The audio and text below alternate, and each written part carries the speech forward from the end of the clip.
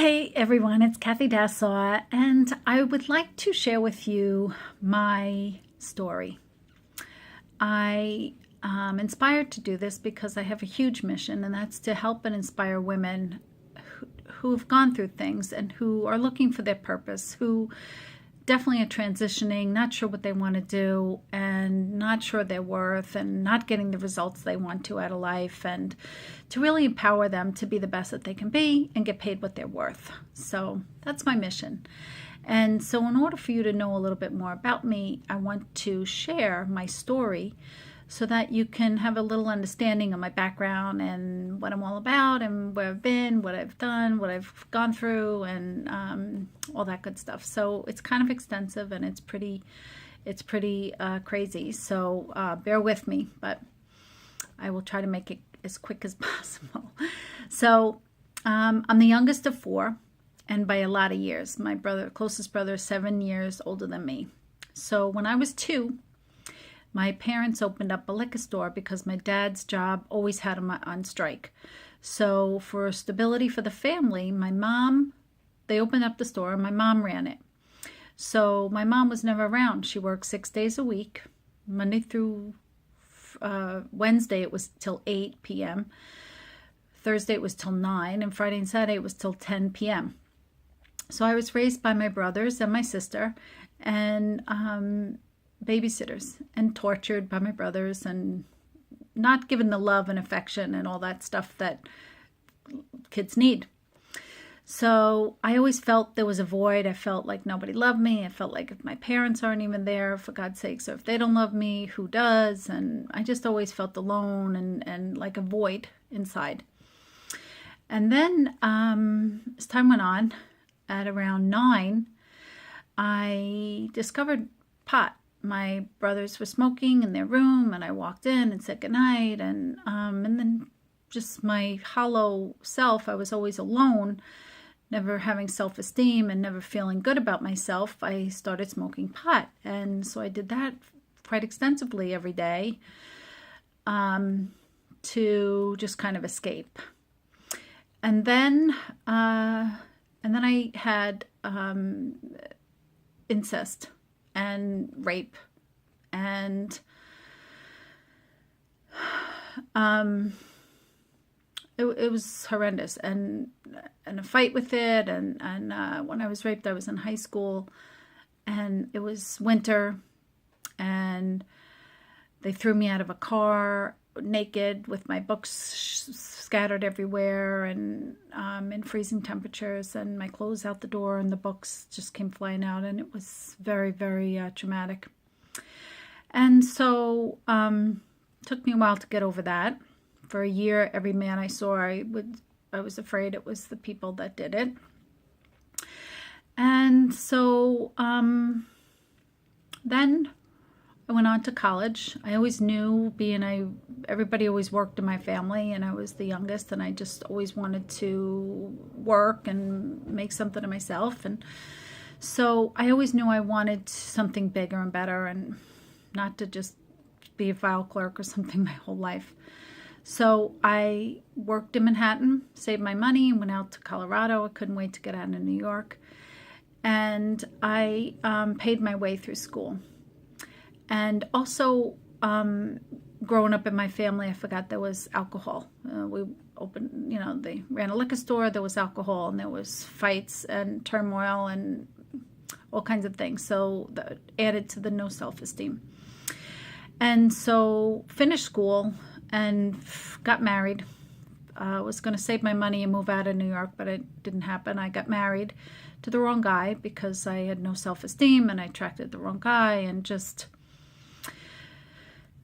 was not happy. But I figured I made my bed, I'm going to lie in it. I had 2 children close together, 13 months apart.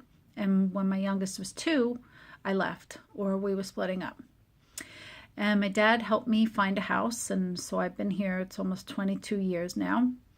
And he purchased it for me cash, and it was small, and it had an apartment, and so I could actually have some money coming in so I could work part-time when my kids were little. And my youngest is autistic. We only really discovered that after I left, and my family was all out of state, so I raised him by myself. 2 kids, 13 months apart, with my youngest having special needs. And he also had 2 head surgeries when he was an infant as well. All kinds of stuff happened. So, been through that. And so as they got a little older, I got into real estate. And I had met somebody, and we got engaged. And he was a carpenter and put a huge addition on my house. And the kids needed their own. My older one wanted his own room, and we just had no space here. So put this big addition on the house, and after many years of working on it, it still wasn't finished, and the relationship ended. And so had to pay to have it completed. And right about that time, the market tanked, and my great income disappeared. And I started getting collection calls and started having no money and started just stress city and living on credit cards and running up humongous credit card debt and fighting off, trying to get a modification. And it was basically just fighting off foreclosure. And in New York, it's a litigation state, so it takes a long, long time, years and years. So now here we are. I'm losing the battle to foreclosure. And but when the market tanked and my income disappeared, I started trying to do other things. I was looking into network marketing, some sort of business where I could make some decent money, because I was making great money with real estate. And network marketing didn't really work out for me. And I spent thousands upon thousands trying to learn different things and the whole learning curve, which takes a while, and it's also expensive to take courses and all that kind of stuff. So anyhow, so then the real estate market turned around a little bit, and I got back in, and I made some decent money. It was okay. It wasn't great. And I'd have good years and bad years and all that. And then my mom and brother died 2 months apart in 2011. And first my brother, then 2 months later my mom. And so then I was back down on my knees again and in a total depression. And basically had been in a depression the whole time, even when the market tanked. And I put on 80 pounds, and that just spiraled more depression. So basically it's been just working and going through the motion to try to keep the house, to try to just work my life away to make money, just to live here and save the house.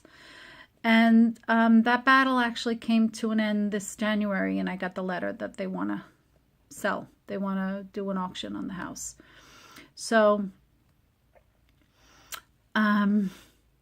you know, you win some, you lose some. I honestly feel like it's a blessing in disguise. I've been through so much stuff just trying to keep this house. And in the meantime, when I was not fulfilled with real estate these past several years, and just feeling really like going through the motions, but not loving it and not following my passion, I discovered classes. I took a whole bunch of classes, and I discovered that I really loved teaching this course that I took.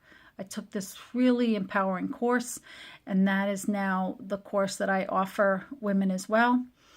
And I feel totally, totally fulfilled, and I know I will climb back up on the horse and get out of this situation and get my life back together and just achieve massive success, because I feel this is what I was put on the planet to do, and I feel really, really good and strong about it. So that's my story, and I just wanted to share it with you so you have an idea of what kind of life I've had and what I've been through and what's possible. I know anything is possible when you put your mind to it.